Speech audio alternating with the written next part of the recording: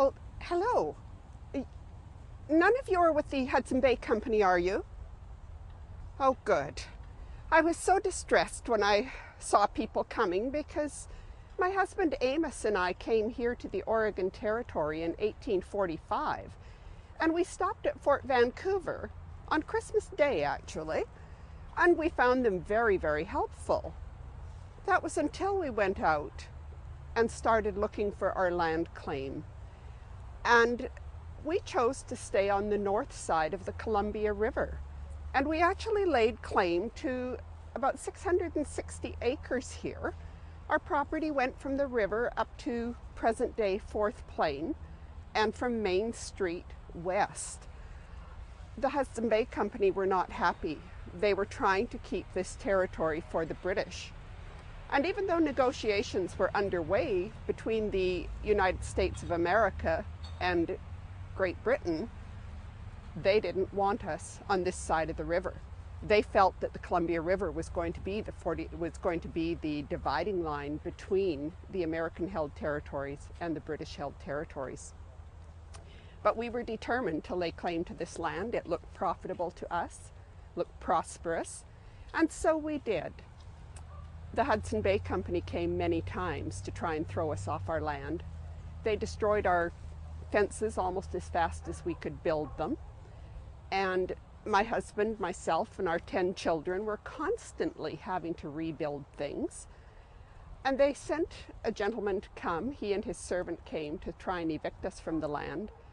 And my husband Amos, being a reasonable man, tried to get them to leave, said this was our place and we were not leaving our home. They insisted, and gunfire broke out, as it was wont to do in this time, and my husband killed the 2 gentlemen. The Hudson Bay came and threw him into jail, and while he was in jail, they took myself and our 10 children, put us adrift on the Columbia River in the high water springtime, and didn't give us an oar, a paddle, or anything. We were very fortunate to catch a current that drew us back to the north side of the river and were able to make our way back to land. And we got home to our own place. In 1847, the boundary for the American-held territories was actually set at the 49th parallel. But word didn't come here for quite some time.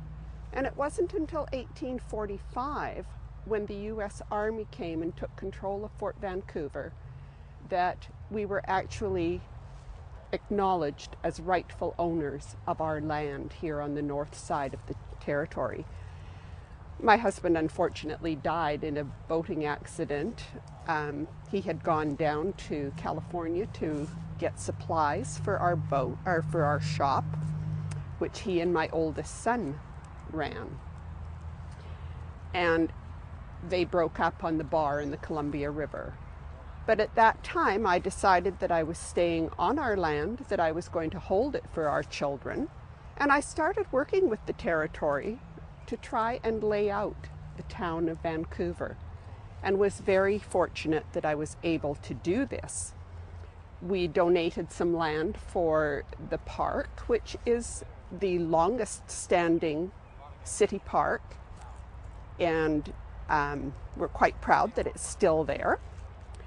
And I also donated land for the Port of Vancouver, and at one point we had 2 different churches built on our land. I started the very first hotel here, the Pacific House Hotel, and ran that along with my daughters. And our name is still quite well known in this area. And if you'll excuse me, I do need to go and check on the children to see if they've come above ground at this time. Good day.